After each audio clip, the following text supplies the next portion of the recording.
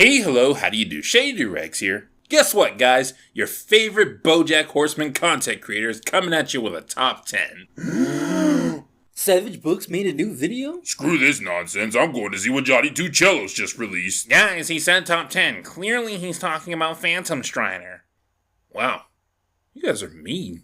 Bojack Horseman was one of the greatest cartoons in the 2010s, and now it has ended. But, as the competitive internet dwellers that we are, it is our job to argue about which parts were the best of the best. And this is me throwing my hat into the ring. I present to you Shady's top 10 Bojack Horseman episodes. There's no objective reasoning behind any of this. I'm just talking about which episodes I like the most. Remember, if your favorite episode doesn't make the list, it's because I secretly hate you. And that's a fact.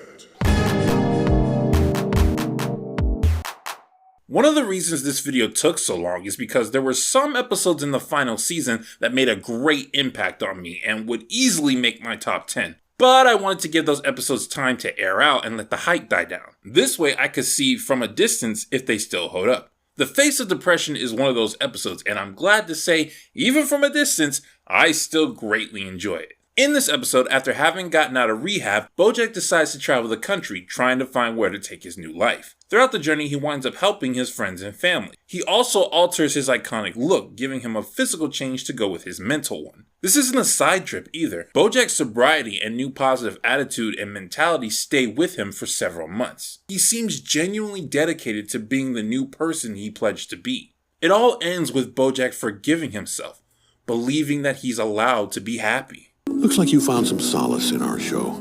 Stay if you like. In 30 minutes, we start over. I love when characters learn their lessons and improve their lives because of it. In this episode, Bojack proved that he could finally overcome his past once and for all. We've seen him improve and have slightly hopeful moments in other episodes, but those were either shallow or incredibly short-lived. With this episode, it feels a lot more permanent. Yes, we all knew there was a good chance it wasn't going to last, but that was because of the nature of the show, not because of what we were being presented. My favorite moment in this episode has got to be Mr. Peanut Butter getting his crossover episode. It's just so wholesome and nice. Excuse me, are you Zachary's father? I think our adopted teens go to school together. Yeah. Our adopted teens, like you said, it's a crossover. The long and short of it is, I like this episode because I like earned happy endings, and I see this as Bojack's earned happy ending. If the horse had simply been left alone, and if others hadn't brought up his past, this is the path he would have ended on, and it just felt good. Following up behind the Face of Depression is, ironically, the episode that follows it. In a quick one while he's away, the main characters are placed on the side to focus on the lives of certain side characters who all have links to consequences of Bojack's actions. Hollyhock and Pete Repeat discuss Bojack giving alcohol to kids, Gina has PTSD from when Bojack choked her but refuses to tell anyone about it, Kelsey is having difficulty getting past her reputation that Bojack helped ruin, and two reporters are on the case of putting together what really happened with Sarah Lynn. This was a fantastic cliffhanger for the first half of the final season. Once again, the show does a great job of doing something unconventional by having an episode with only side characters and using them to prepare you for what's to come. I wasn't sure which episode I wanted to put higher on the list, this or The Face of Depression. But then I remembered that this episode introduced Paige and Max. What crime have I committed to deserve so long a sentence? I've got a point. Once you've arrived at it, send me a postcard. Bully for you. You're almost caught up to where I was an hour ago. Let's chat again in an hour when you've gotten to where I'm at now. So after that, it was really no contest.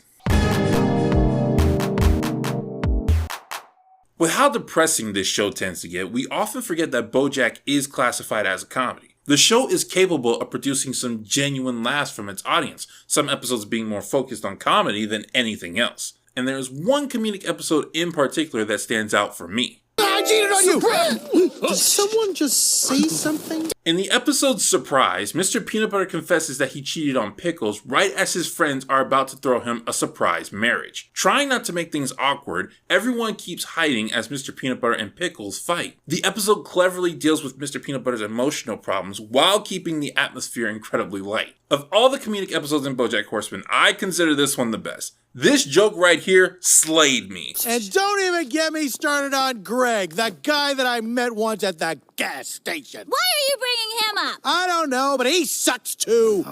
Also, I related far too much to Pickles being on social media. But this just feels so stupid. Oh my god, thank you.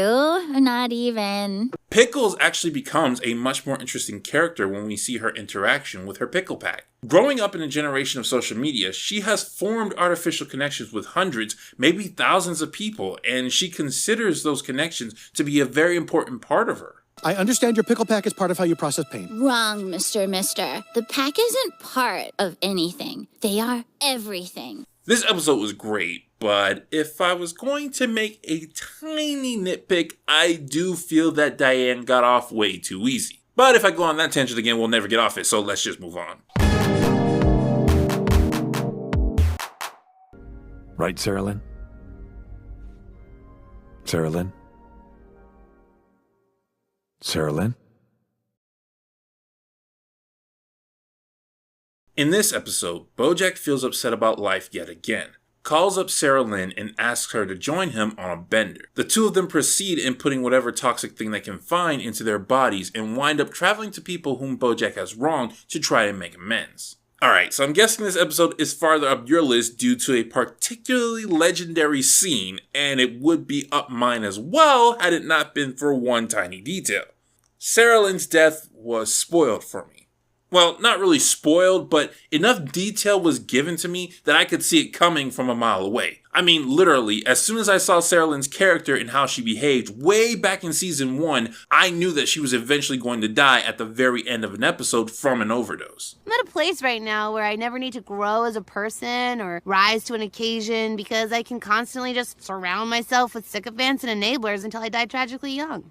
What? So, while I acknowledge that this is one of, if not the best scene in the show, making this one of the best episodes in the show, part of that is because of how shocking it was, which it simply wasn't for me. But even without that shock, That's Too Much Man still makes the list as a fantastic episode. Throughout the show, Sarah Lynn went from being an easily hateable character to my absolute favorite, and this is the episode she shines the most in. From her humor to her humanity, so much is revealed that makes her appealing. You think it's too late for me to go to college? I always wanted to be an architect. But, one of those architects where at night she's a high-end call girl and by day she's an international super spy. And Bojack has the best chemistry with her. While I love Bojack and Diane's interaction, it is easily beaten by his interaction with Sarah Lynn.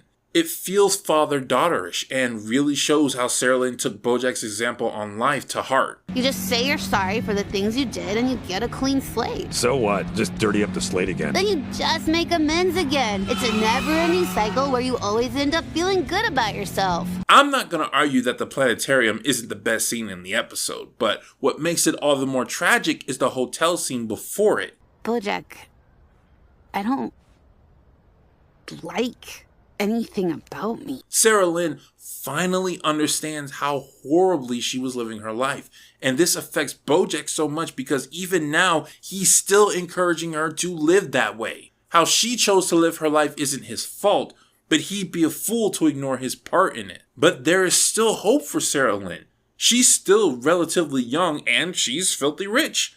Now that she has had this realization, she can turn her life around and live it to the best of her ability. And that's when the planetarium scene happens. Knowing that it's too late for Sarah Lynn is indeed tragic, but seeing her have a change of heart and then having all that taken away from her, that's just heartbreaking. And of course, her dying from using the Bojack drug she found is irony on a whole new level. Bojack kills in more ways than one. It's no secret that I've been a huge critic of Diane. Shoot, I couldn't even make it through this video without criticizing her. Throughout most of the show, she has frustrated me, and I felt the need to make several videos on why. And this is your 920th reminder that my channel's whole Bojack shtick started with a simple conversation about this character. It kind of amazes me how much hate can be generated for a character who started out as my favorite on the show. Before wrapping up everything, Season 6 managed to do what I was afraid might be impossible. It succeeded in getting me to like Diane again. Not only that, but it gave her one of the best episodes in the entire show. So, don't write your book of essays. I have to. Why? Because if I don't, that means that all the damage I got isn't good damage. It's just damage. In Good Damage, Diane is dealing with her new life of not being depressed. Despite being happier, the new mentality is getting in the way of her writing her book about being damaged. Instead, she winds up writing a fun novel about solving mall mysteries, which everyone around her is really supportive of. Diane, however, is insistent on following her original plans, and goes through great stress to try and pull them off. It's just hard, but that means it's worthwhile. Good things are hard. I'm not writing the mall-related mysteries of Ivy Tran. What I said about this episode in my review of the finale still stands. It does everything right. Diane is dealing with new problems that come with the lifestyle she's chosen, which is how character progression should work. It's about writing, which is a subject I will always personally enjoy. And the lesson is so important to today's culture who feel the past has to define the present. When I was a little girl, I thought that everything, all the abuse and neglect, it somehow made me special. And the grand old cherry on top is that this episode cemented me no longer hating Diane. She's still not season 1 Diane, but goodness gracious, is she so much more enjoyable than what we've been getting. Okay, I just want to be a beautiful salad bowl. You are a beautiful salad bowl. You want to know what I do when I have a really bad, awful, terrible day? What? I imagine my great-great-great-granddaughter in the future talking to her class about me. In the episode Ruthie, Princess Carolyn has one of the worst days of her life. She has a horrible start to her morning, her necklace breaks, she miscarries, she finds out her mother lied to her about her heritage, she breaks up with the best boyfriend she's ever had, and she finds out that Judah, the person she trusted most, went behind her back. Throughout the episode, the story of this day is supposedly being told through the perspective of Princess Carolyn's distant descendant, Ruthie, giving the audience hope that, eventually, everything will turn out okay. After all, Princess Carolyn's biggest dream is to naturally give birth to a child, so this must get better if Ruthie is telling the story, right? But it's fake. Yeah, well, it makes me feel better. Needless to say, this is one of those episodes that Falcon punched me in the gut with feels. Princess Carolyn is a character who I use as an example in regards to determination. Unlike the other main characters in the show, she does basically everything right when it comes to pursuing happiness. It's just that sometimes life doesn't go her way. She's a character that never stops trying and is quick to turn things around, but because of that, she's created a mindset for herself that she's never allowed to ask for help. Bottling all that emotion up and carrying all that weight by herself pushes Princess Carolyn until she just can't take it anymore. Oh.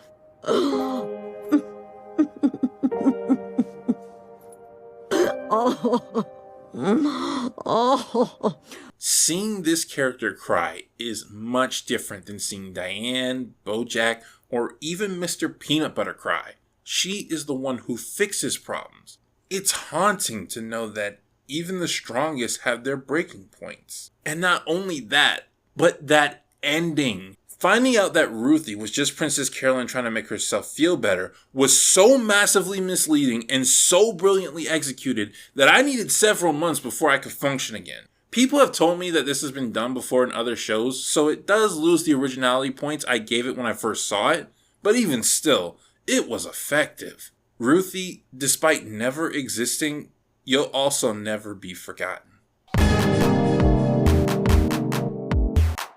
In the old Sugarman place, Bojack decides to move back into his family's old summer cabin where he gets help from a dragonfly named Eddie in fixing up the place. The episode's B story shows how the death of Beatrice's brother Crackerjack affected the Sugarman family years ago. It becomes apparent pretty early in the episode that this one's going to be about grief. Bojack himself is learning how to deal with the loss of Sarah Lynn. His attempts to fix the summer home up are simply meant to be an escape from those emotions. Once the project is done, however, Bojack has an altercation with Eddie. It's through Eddie that Bojack sees a possible future for himself. What will happen to him if he doesn't learn to move on? I don't want to live. I don't want to live. Thus, he does decide to move on with his life, no longer being stuck in mourning. Back in the past, Honey is also going through grief, having lost her son. With the weight of a mother's love on her heart and an unsupportive yet pressuring husband, Honey constantly tries to avoid dealing with the emotional pain. Eventually, in order to escape it completely, she and Joseph decide the best solution is to lobotomize her, creating one of the most disturbing moments in the show and setting up motivation for Beatrice. Love does things to a person, terrible things. Beatrice, promise me you'll never love anyone as much as I loved Crackerjack. I promise I won't. Why, I have half a mind. Now, we can't talk about this episode without mentioning the moment. I will always think of you. I see your face when each day is through and days go past. So fast, but memories, they last. My absolute favorite musical moment in all of Bojack Horseman. Yes, I like it more than Brat Brat Pew Pew and both versions of Don't Stop Dancing. It's sung so freaking amazingly, and it features two characters separated by some 60 to 70 years. It just makes it all the more beautiful.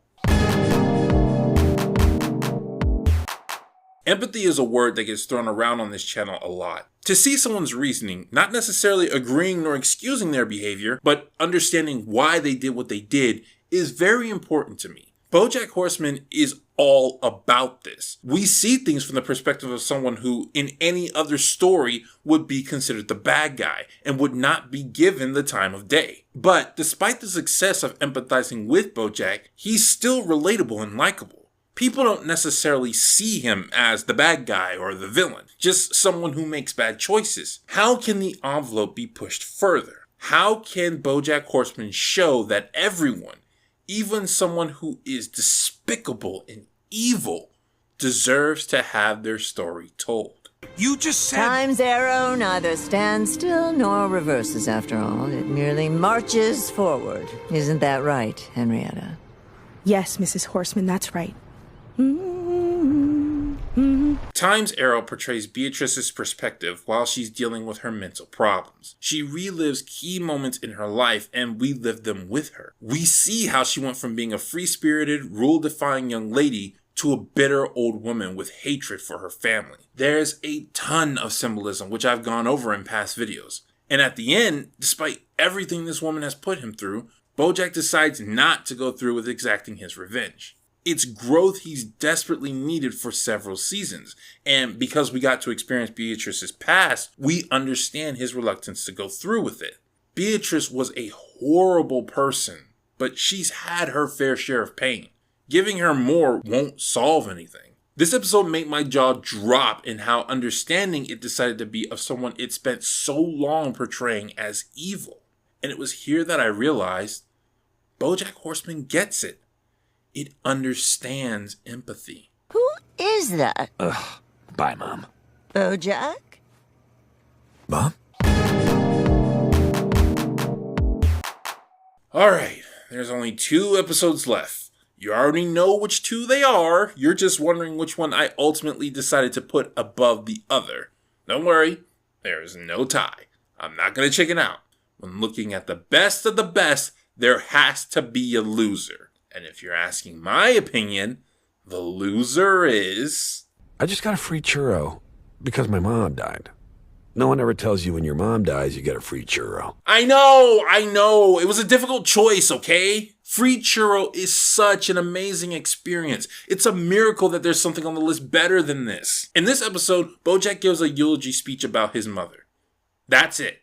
That's the entire episode. One scene with one character talking about the same subject matter for 20 plus minutes. Well, there's also the scene at the beginning with little Bojack and Butterscotch, but the most memorable part is the eulogy. On paper, this is a horrible idea. One scene, one character, one topic. How can you possibly hope to hold an audience with that? When I first saw this episode and I was about 5 minutes in, I rolled my eyes realizing that the writers were once again trying to be artsy. But once I was done with it, oh man, was I glad they did this. Free Churro focuses on some seriously thought-provoking topics. How to feel about the death of someone important in your life. even if you ultimately hated said person. How important we make menial things seem. The most amazing part is how the episode brings back around both the free churro concept and the I see you phrase. Yes, I see you. Get in. I see you.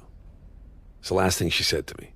Let me tell you, it's a weird thing to feel at 54 years old that for the first time in your life, your mother sees you. But I keep going back to that moment in the ICU when she looked at me and I see you. We were in the intensive care unit. She was just reading a sign. My mom died and all I got was this free churro. Free Churro is an episode I have and will continue to simply listen to over and over while I do other things. It's one of the greatest episodes of Bojack Horseman. But not the greatest. Alright, here we are. If number 1 isn't Free Churro, then you know which episode it must be. Guys, I tried so hard not to put this episode at number 1. I waited for the hype to go down. I compared it to the best of the best, but it's useless. I still love this episode, and I still think it's the best thing to come out of this series. Yeah, I kept having this dream where I was having dinner with all the people who were gone, and I thought, I should do that. The view from halfway down. Bojack is in the process of dying, and to prepare him for it, his brain gives him dinner and a show along with several characters who have died throughout the series. Bojack talks with these people about the importance of life, what people should strive to do, and he fights against his own fear of facing oblivion. You know what this episode is, and you know why it's one of the greats. I and other YouTubers have talked about this so many times, it's engraved into people's brains. Instead, let's talk about what everybody wants to know. Why do I feel this episode beats Free Churro? Well, Free Churro is what happens when you put thought and effort into an idea that doesn't work on paper. The view from halfway down is what happens when you do the same thing to an idea that does work on paper. With Free Churro, you get amazing dialogue that you can re-listen to over and over again. With the view from halfway down, you get that and great visuals to analyze. I mean, Bojack and Secretariat have a talk about Secretariat's life on a bridge. So, if you could go back, do it again, what would you do different? What would I do?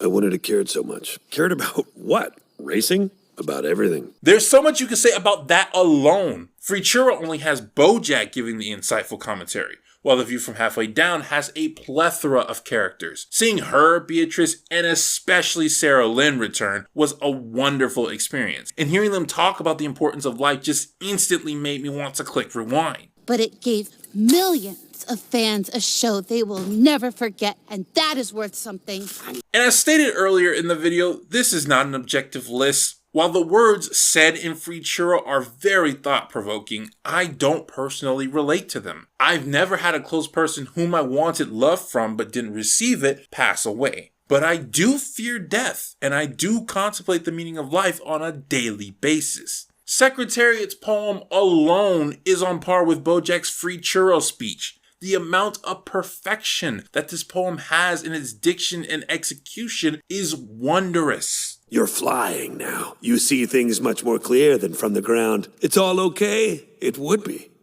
Were you not now halfway down? There are a lot of great episodes, many of which I didn't get to list here. But The View from Halfway Down is, without a doubt, the best episode of Bojack Horseman. This has been Shady Doorags. So long. Farewell. Ad Vitas, Goodbye.